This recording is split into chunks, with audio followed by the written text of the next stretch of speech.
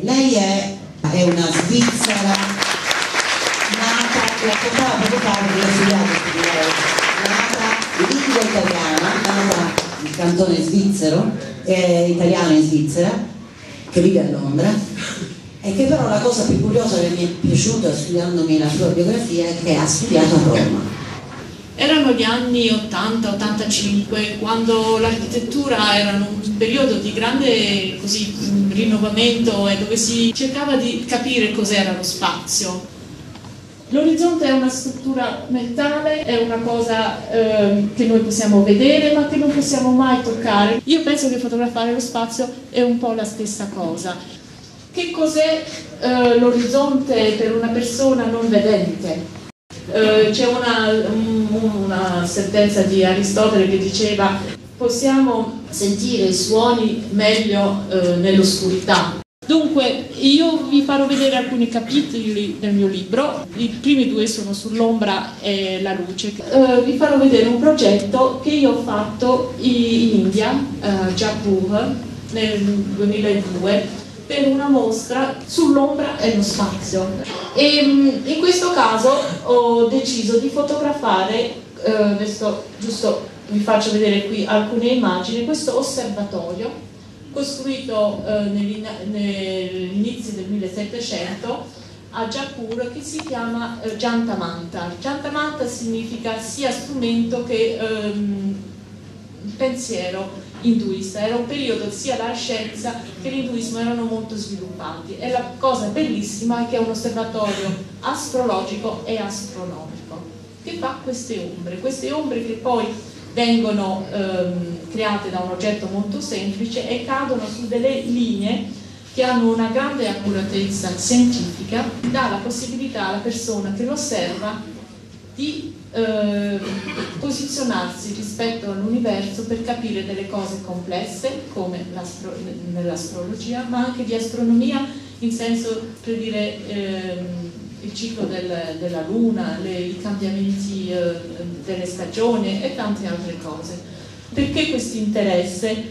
In un certo senso alcuni dei miei progetti preferiti sono degli spazi che permettono all'essere umano di capire delle dimensioni difficili, come in questo caso la posizione dell'uomo rispetto all'universo. Adesso, in quel caso della Tourette di Le Corbusier, che è un monastero in Francia vicino a Lyon, l'avevo studiata tutto un periodo fotografando solo le ombre, e io ho fatto uno studio proprio preciso di come ogni spazio aveva delle ombre che permettevano di vivere la loro vita o i loro studi in modo più intenso, più concentrato, più esplicito. E in questo studio che io ho fatto diciamo nella parte più importante, che è il corridoio che porta alla chiesa, ho fatto uno studio di quello che è quello che crea questa vetrata. È una vetrata bellissima, disegnata anche non solo da Le Corbusier ma da Xenakis, che era un suo collaboratore, poi che è diventato anche soprattutto un compositore di musica contemporanea. E in questa vetrata, nel ritmo del modo in cui i vetri sono posizionati e della luce che crea, si risente molto di questo interesse per una composizione, soprattutto in musica contemporanea. Ma il mio interesse è stato quello di guardare quello che crea, dunque, questo strumento, che è la finestra, che crea questa luce, quest'ombra, e il modo in cui il sole poi piano piano radente entra più o meno a fare parte, a creare dunque questo percorso di luce che ti permette di entrare dentro la chiesa. Dunque studiare un fenomeno, in quel caso la luce, e poi dall'altro lato cos'è che lo crea. Come potete vedere sto parlando dell'ombra ma anche della luce, è molto difficile dividere queste due presenze per noi nella fotografia. Infatti quando lavoravo lì, ogni volta che inquadravo mi dicevo: ma cos'è il titolo della mia foto? È ombra o è luce? Ombra del luce. C'è un dilemma quasi impossibile, che la composizione aiuta, il modo di presentare il lavoro aiuta.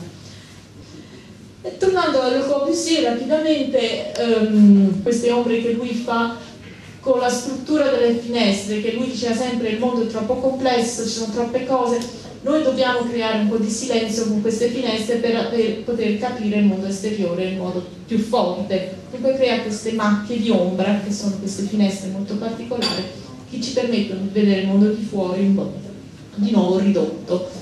Questo quadratino che è all'interno di uno dei balconi, sono dei balconcini dove ci sono le stanze dei preti, avevo messo la macchina fotografica di fronte a questo quadrato e avevo studiato la luce durante il giorno. Dunque un elemento molto semplice, ma che diventava come una danza di materialità e di luce che cambiava, fino alla fine diventava un quadrato nero. Passo a un soggetto completamente diverso, con un'installation in un castello in Olanda, che erano una serie di sfere fatte in ferrocemento, con una tecnica molto speciale, molto fine. Questo è un ferrocemento finissimo, 6 cm, che le sfere erano di 4 metri di altezza, con una tecnica molto particolare, che poi permetteva alla luce e all'ombra di incontrarsi con delle forme molto gioiose all'interno quando il sole era nella posizione giusta. Parlando sempre dell'ombra, vi voglio introdurre questa piccola cappella che io ho fotografato per Pete Zumthor. Pete Zumthor è un architetto svizzero, un architetto abbastanza oscuro e particolare, che non è facile e insomma, ha delle idee molto precise di dove lui vuole lavorare e come vuole lavorare, però ha detto sì a questa richiesta che veniva da contadini tedeschi che avevano fatto fortuna nel loro paese e che gli hanno chiesto di costruire una piccola cappella in mezzo ai campi, come si può vedere in questa foto. È stata anche costruita con delle tecniche molto particolari, la forma con la quale avrebbe colato il cemento con degli alberi locali, dunque un'altezza che corrispondeva alla natura intorno. Poi aveva colato il cemento con una tecnica molto antica e quando è stato finito gli alberi sono stati bruciati e dunque ha creato questo nero all'interno molto bello, e c'è anche un'apertura in alta che permette alla luce, alla natura, alla neve di entrare. Dunque per me è un'ombra. Poi di notte l'ho continuato a fotografare, la giornata era una giornata estiva con delle lunghe esposizioni e le stelle diventano delle linee perché noi ci muoviamo. C'è una sentenza di Louis Kahn che dice: il sole non capì quanto magnifico era finché non poté brillare su una pietra. Dunque per capire il suo potere ha bisogno della pietra. Noi non possiamo capire la qualità della luce senza degli oggetti, senza la materia, perché sennò la luce non la possiamo prendere, non la capiamo. Dunque questa dualità è molto bella e penso che Louis Kahn l'aveva espressa in modo molto poetico. Queste foto che ho fatto sono sempre del Corbusier, fanno parte di uno dei capitoli del mio libro, ed è una chiesa in Francia, a Firminy, che è stata costruita molti anni dopo la sua mostra, è stata finita nel 2005.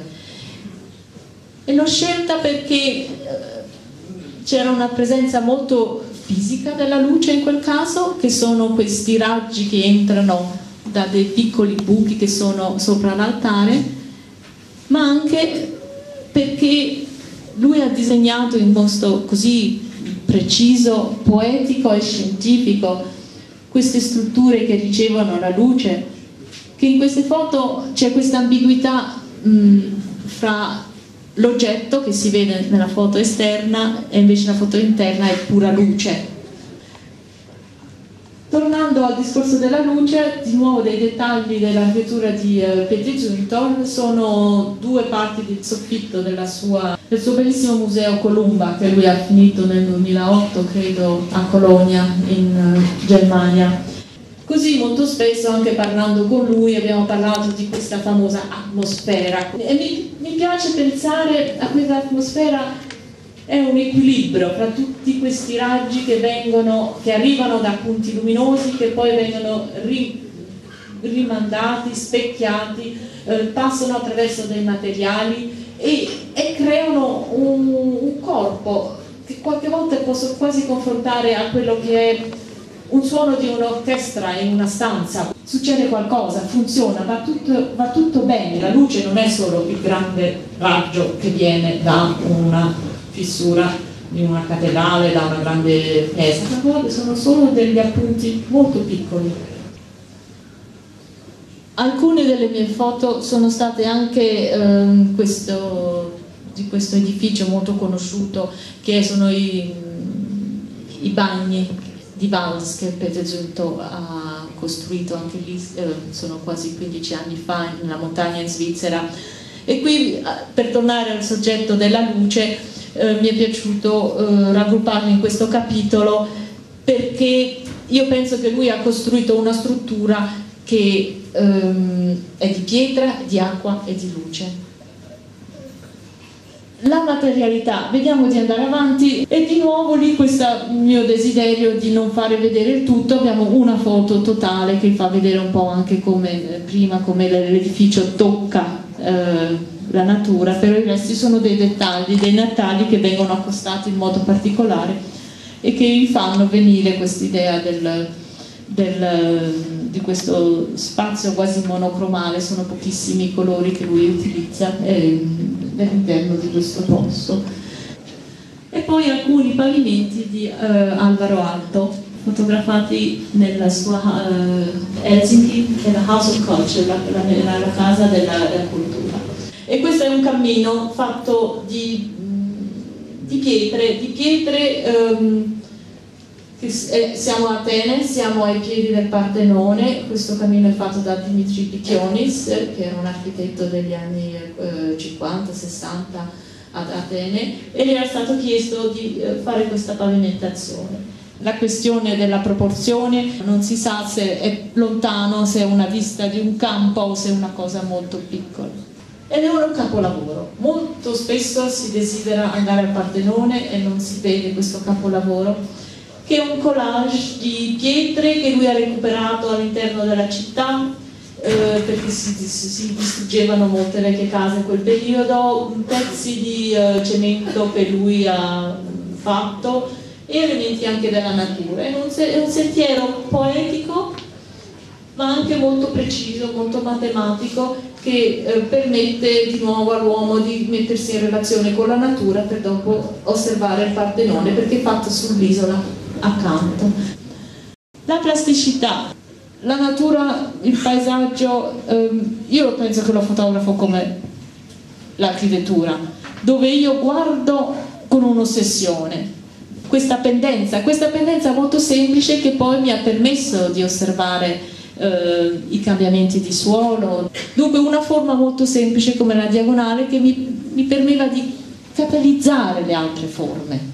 Dunque la natura, la forza della natura, le cose che hanno una specie di fluidità nel modo in cui crescono, appaiono, scompaiono e nascono con queste forze incontrollabili. Così mi è piaciuto far vedere il lavoro di Zaha Hadid in questo contesto.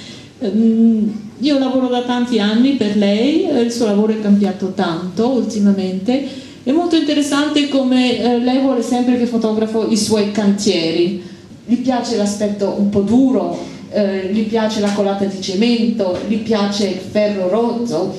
Adesso invece passiamo a un capitolo un po' diverso del mio lavoro. Sono una serie di foto che io ho fatto quasi senza accorgermi sulla città. Così queste sono delle foto molto vecchie che io ho fatto, penso nell'84, di Lecce. Io ero a Lecce e facevamo uno studio per capire la relazione fra la pianificazione romana e quella barocca e dove si incontravano, e poi piano piano la città è apparsa. Questo è uno schizzo invece dove io ho avuto la possibilità che poi non ho potuto fare, di fare un libro su Palermo, ma sono rimasti questi due schizzi. Si parla del 96, dove ho fotografato la ristrutturazione dell'opera e poi la città con questo senso di rinascita. Vi presenterò qui il lavoro dell'architetto inglese del 1700 londinese, che ha costruito molte chiese. Nel 1660 c'è stato il grande fuoco di Londra, dove sono state distrutte tantissime chiese. È stato dunque poi chiesto all'architetto Wren di ricostruire. Lui era uno studente e ha avuto la possibilità di costruire 8 chiese, perché lui aveva un grande interesse e una grande fantasia nel ricostruire i campanili. I campanili sono assolutamente fantastici. Sono tutte delle chiese che sono in un tessuto molto stretto della città. Qui siamo vicino al British Museum. Io sono passata per 10 anni in quella strada e non ho mai notato questo campanile, perché è così stretto, questa follia di leoni che si stanno aggrappando a questa struttura, e a capire che lui aveva forse avuto un desiderio con questi 8 campanili di creare un'unità nella città. E il mio desiderio è stato dunque di fotografare molto vicini, perché la città è così stretta che quando ci si passa in modo quotidiano non è in fronte a una piazza come qui abbiamo le chiese, la si tocca appena, è una presenza molto tattile all'interno della città di Londra. E vorrei finire invece questa conferenza con una parentesi molto particolare sul deserto dell'Atacama in Cile. È un posto dove in alcune parti non ha mai piovuto, mai, nella storia non ha mai piovuto. Lì dove sono stata 6 millimetri dal 92, cioè l'acqua non esiste, è una sensazione stranissima. Si può camminare per chilometri, non c'è vita, è come stare sulla luna, non c'è l'acqua. E la ragione per cui sono andata lì e la ragione per cui ho deciso di fotografare questo deserto è perché c'è una nuvola molto particolare. Dunque io sono andata fino a laggiù per fotografare una nuvola. Ha pensato tutta quell'umidità, bisogna prenderla, bisogna acchiapparla. Un telaio di ferro sul quale mette, come sono delle lenzuola di una struttura un po' larga, fa 500 litri a notte, solo acchiappando l'umidità da questo. Dunque la mia è un'interpretazione poetica, ma è anche un modo di celebrare questo evento naturale così semplice e così bello, che è questa nuvola che può permettere di portare acqua in questi posti.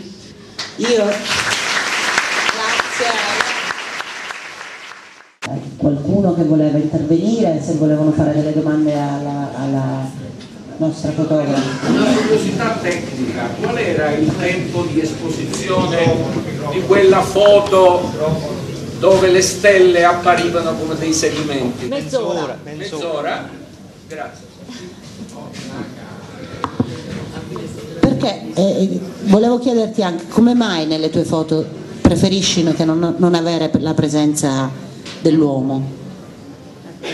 Perché è nocivo. Perché all'inizio, come ho detto all'inizio, io preferisco che tu entri nella mia foto. Tu come osservatore tu devi avere lo spazio per entrare, per fare il tuo mondo. Questa sua foto, quando la guardi a una certa distanza sul muro, così tu entri dentro. Io lavoro molto su pochi elementi, la luce, la geometria, 2 linee, 2 cose. Si mette una forma, diventa una narrativa se mette una forma umana. Non è che avendoci una persona in più al porto giusto si vede la vecchietta del bambino, allora funziona. Non c'entra niente, noi costruiamo tutto. Una curiosità: c'è della musica nella sua fotografia? Quanta musica? Cioè io per esempio anche in queste immagini è vista anche una formazione musicale, c'è qualche cosa che abbia un po' di attinenza anche con la musica. C'è un ritmo. Un musicale, musica in senso lato, o è una mia... No, perché fa parte della mia crescita, dell'ambiente in quale vivo. Vabbè, non sono una professionista, non ho una conoscenza professionale della musica, però fa parte del tessuto uno cresce in un determinato ambiente. Dunque la mia sensibilità. Adesso se io ho una struttura mentale proprio quando fotografo che ripete quella... Allora io volevo dire che il prossimo appuntamento mi dicono di ricordarlo. molto importante, il 29 aprile alle ore 20, ed è un martedì, giorno insolito per la rassegna in questione. Ci sarà Anna Maria Cancellieri, la nostra ex ministra